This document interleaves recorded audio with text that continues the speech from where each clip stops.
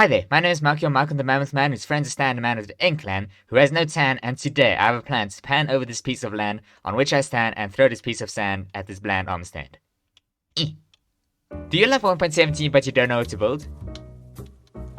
Are you a Minecraft YouTuber and you need a zoom key for comedic purposes? I do. I can't help you with the second part as Optifine for 1.17 hasn't released yet, but I can help you with the building part. So for this series, I'm going to be showing you how I approach the process of building, and yeah, I'm going to be building some stuff along the way. Then yeah, for each video, I'm going to be covering a different topic of building, like for example, this first video is going to be about landscaping, and also I'm going to be implementing 1.17 stuff in all of these videos. So it's all going to revolve around 1.17. But my good sir, what exactly is this landscaping of which you speak? Well, thank you, my good sir. I am very flattered that you asked that question. I see I am already a spectacular teacher. So the first thing you always want to consider before starting any type of build is location and landscape. Now what I mean by location is you want to pick a spot to fit your build, or pick a build to fit your location. So what I mean by that is you don't want to make like a desert house on the top of a cliff. Or I guess you could, that's usually how art develops, but yeah, it's gonna be a challenge and you also need to be knowing what you're doing. Now what I mean by landscaping is, after you've picked a spot to, build your build, you want to consider whether you want to change the landscape around it, and how you want to change the landscape around it. Like say for example I wanted to make like a fort on the top of that hill there. Like a spiky mountain would usually work better for a fort to, make it look intimidating, and a round mountain wouldn't work as well. So then yeah, you would just change the mountain to like a spiky mountain instead of a round mountain. So yeah, you would just build that then. An important thing to note about landscaping is that it's an organic process, but yeah, that's pretty much what landscaping is. There are obviously a lot more intricate details about landscaping and a lot more smaller subtopics, but yeah, that's pretty much what landscaping is. That is very interesting, my good sir, but my next question is, precisely why would I want to landscape? That is a very good question, my good sir.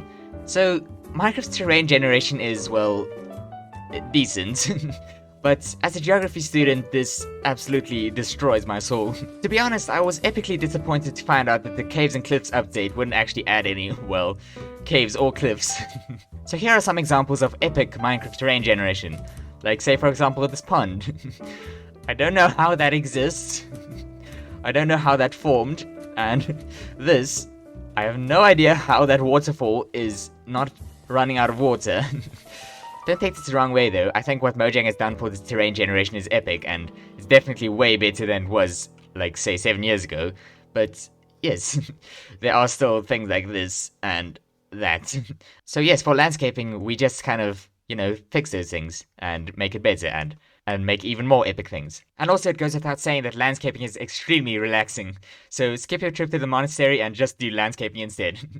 Trust me, do it. However, you obviously need to be listening to a podcast or to an audiobook. And speaking of audiobooks, this video is sponsored by Audible. No, I'm just kidding. It isn't, please don't sue me. So since Mojang didn't want to give me my mountains, which I so desperately crave, I decided to make my own mountains. And yes, I will be showing you how to make your own mountains as well.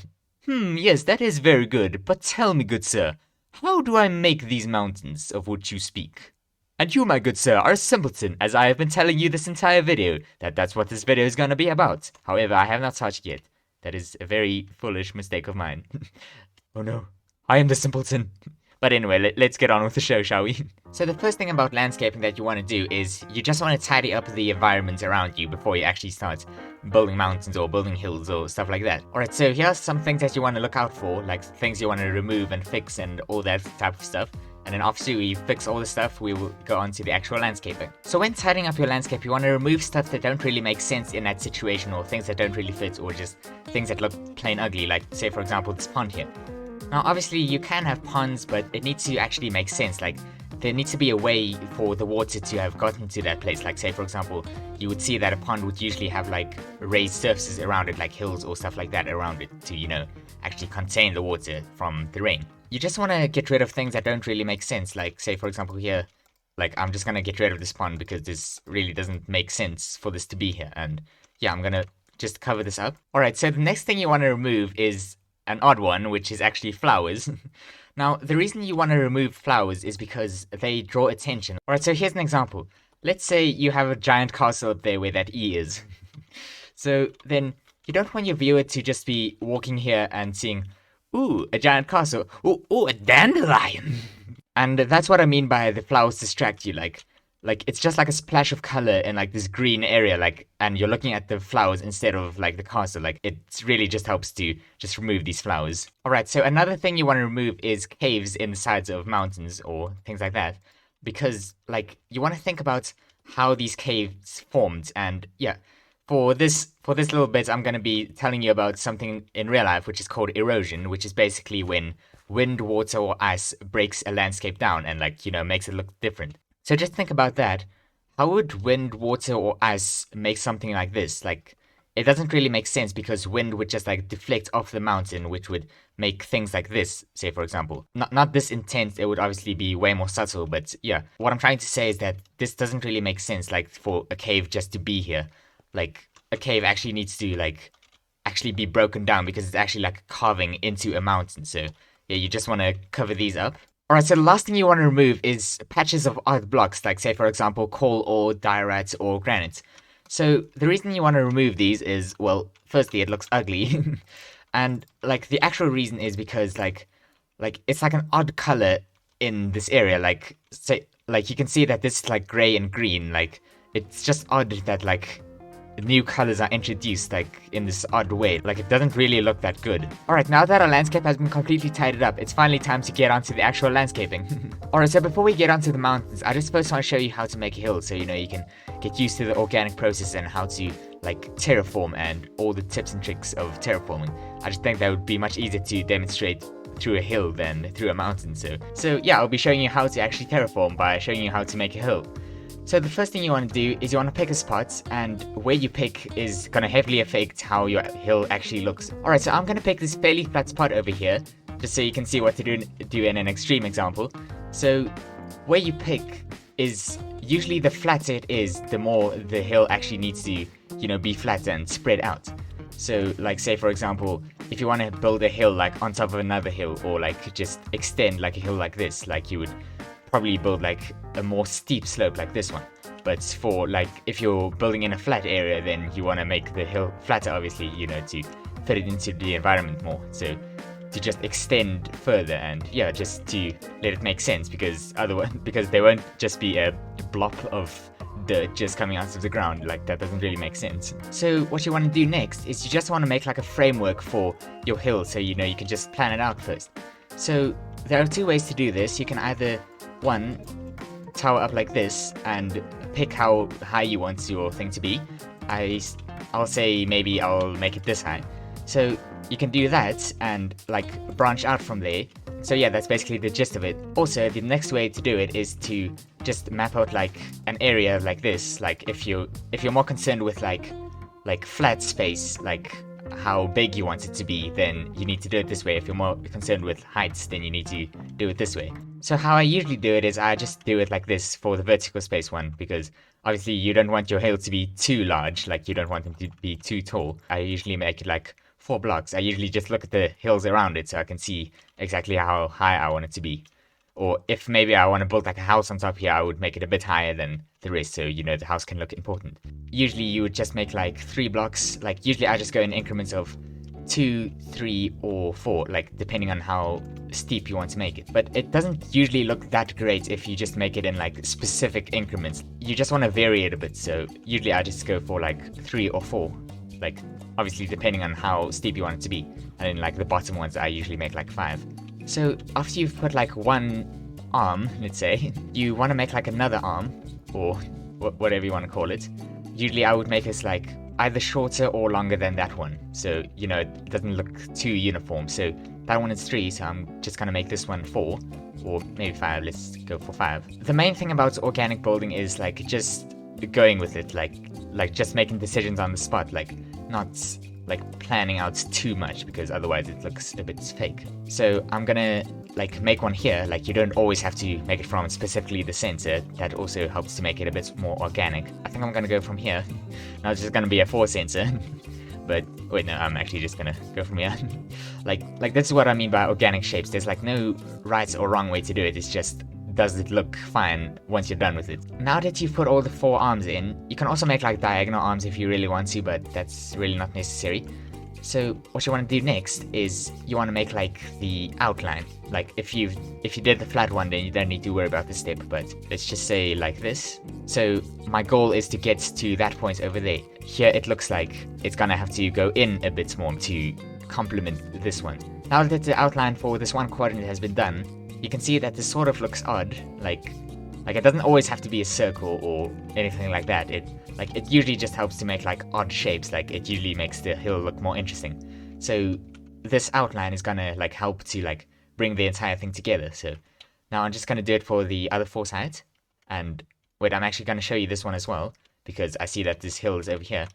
So if there's like a hill like close to it, then like you usually want to like connect it like this. So then yeah. And also just helps to just attach them together, since, you know, it's to bring the entire thing together. So it doesn't always have to just be fixated on this one thing. Alright, so now that all the quadrants have been done, now we can like attach the hill and like make it like an actual hill. So yeah. So what you're gonna do for this one is like you want to start from the top, and yeah, you want to also make like an outline like this. And also just keep in mind like how your outline for the outer side is. So then yeah, I'm gonna make it like this. And for this one, you can see that it sort of like goes inwards a bit. So let's just go like this, like that. So it like sort of like fits more with that. So I guess I can also fill this one over here. Alright, so there we go. Now we have an interesting top to the hill. So what I'm gonna do next is I'm just gonna do the same thing, but just go like down a layer. So yeah. Alright, so now for the second layer, the 4 quadrants has also been done. So I'm just gonna fill this one as well. Alright, so after you've done that, then you just kind of like just do the same thing for the rest of the layers. So you just sort of just fill it out, then yeah, you'll end up with a hill. So I'll bring you back when I've finished the entire hill. Alright, there we go. So one hill hath been complete, and I am the king of the hill now. Yeah, I would usually make like more hills around this and like try to integrate this into the landscape even more. I would maybe make like a lake there or something like that. And also after you've completed your hill and after the grass is all grown over it, then you can obviously just decorate it as much as you like. You can make like waterfalls, you can put wheat fields on it, or just like keep it like this, or just make more hills or something like that. I would probably make like a wheat farm over this, and yeah, there's just a lot of things that you can do with a hill. So yeah, this is a hill, as you can see. So yeah, this is pretty much how you terraform any type of raised surface. So you can just make like more hills, or you can even make mountains. You can pretty much use like the same process for making hills or making mountains. So I'll be showing you that now. Alright, so as you can see, these mountains are obviously custom made, and I made them myself. And yeah, these aren't like naturally generating. I wish they were, but yeah. So I just made these mountains before I started this video, just so like, you know, I can just like get back into it, because, you know, I was a bit rusty. So let's just pick this cliff over here, or not cliff, I guess like just raised surface. I'm just gonna round it out a bit. So this is probably also a good time to mention that at the start, terraforming is gonna seem really difficult, but you just gotta remember to just like go with the flow, just like do what feels right. So just like it sounds like really bad advice, but trust me, just do it. The next thing we're gonna do is we're gonna like apply like that same sort of idea of the hill and like apply it to this mountain over here. So yeah, I think that's a pretty decent size, and will probably like fit with the rest of this mountain over here. So what you want to do is you just again want to make like the outline of it, like, you know, the 4 legs kind of. So but except with this one, you want to start from the bottom instead, because like otherwise it's gonna like go way past the actual thing. So let's just start at the bottom. Yeah, for this one, you just basically do the same thing as you do for the hill, but you just like do it vertically instead of horizontally. Alright, so I think that looks fine. So just looking at this, I think that maybe I should just add a bit more like gentleness on this side over here. But like obviously the steeper you want your mountain to be, the like taller you actually make like these increments. Alright, so I think that shape looks fine. So I just pretty much did the same thing I did for the hills, but just for this mountain over here.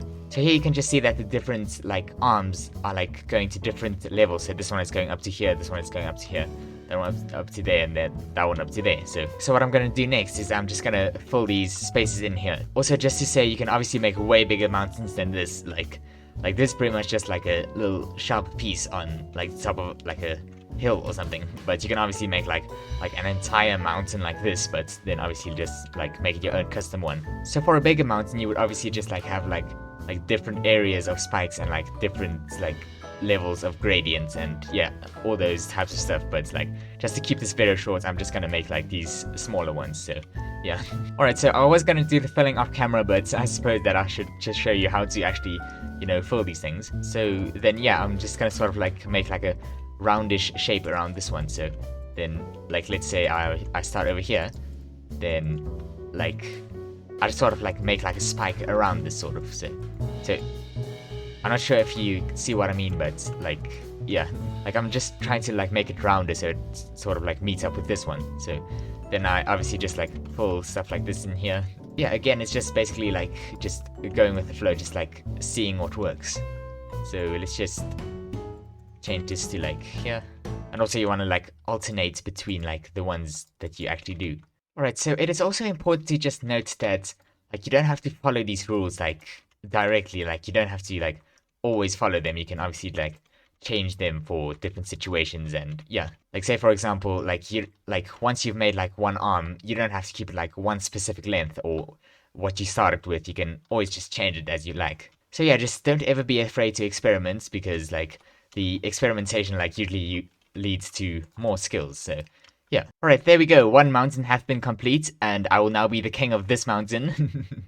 Bleep. So yes, I have finished filling in the mountain, and yeah, so after you've done this, you can just decorate the mountain with extra things, like say for example, like put snow on it if it's like a snowy mountain, or just put grass on it, or like whatever you want to do. So let's say for the first 3 or 4 blocks, I'm gonna just put snow. So all the ones that are like facing the sky, let's just make this one 3, let's make this one 4 again. As the snow like gets further and further down, I'm gonna be adding like less and less snow. So then yeah, just for these bottom layers, you can just see that I'm putting like just like one layer of snow. For this new 1.17 block, which is calcite, I'm just gonna make this look like it's kind of like compressed snow or something like that. So I'm just gonna put that like 2 blocks under everyone, or 1 block under everyone. So the reason I'm doing this is because it like sort of like blends the snow and the andesite together, so it just sort of like looks like one thing. So you know, it's like a bit easier on your eyes. Alright, so there we go. Now the entire mountain has been complete. So I just put all this calcite here on the bottoms of the snow to, you know, just look like compressed snow. And I also just use this andesite to just like blend with the snow, because like it looks better than stone, because stone is a bit darker, so it doesn't really fit as well with the snow. So it just like stands out a bit. So I just think the andesite looks a bit better. So yeah, there we go. That's how you build a mountain. Alright, so I really do hope that this video was useful to you, and I hope you'll also be doing your own terraforming in the future. So now on to the next parts. I don't want to do this, I swear. But if you've made it this far into the video, then I assume that you are invested. So I'm gonna do something I don't want to do. I'm gonna ask you to subscribe. I'm gonna ask you to hit the like button and comment, share, subscribe. I said subscribe twice, I'm sorry. So for the next video, I'm going to be showing you things that you can build in 1.17 and giving you ideas and giving you inspiration and stuff like that. But unfortunately, that's probably only going to be coming out in like 3 weeks or something, because I unfortunately have to take a break because of real life stuff. I'm sorry, I will return, I promise. So I really do hope that you enjoyed this video, and if you made it this far into the video, big chunks, and I'll see you next time. Cheerio!